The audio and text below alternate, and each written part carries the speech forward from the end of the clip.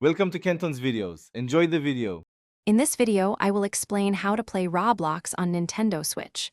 Currently, Roblox is not officially available on any Nintendo Switch console. This means there isn't a direct way to download and play the game through the eShop. However, many players are eager for this possibility, and the community frequently discusses its potential future on Nintendo platforms. We'll explore why this is the case and what options are available. The absence of Roblox on Nintendo Switch stems from several factors. Roblox Corporation has focused its development efforts on platforms like mobile devices, personal computers, and Xbox consoles, where it has a massive user base. Adapting such a complex, ever-evolving platform to Nintendo's specific hardware and software ecosystem, including its online services and content policies, presents significant technical and logistical challenges for developers.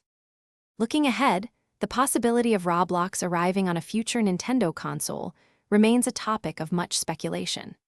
Should Nintendo release new hardware with enhanced processing power and memory, it could provide a more suitable environment for Roblox's dynamic content. The immense and consistent demand from the player community for Roblox on Nintendo platforms also serves as a strong indicator of potential future consideration by both companies.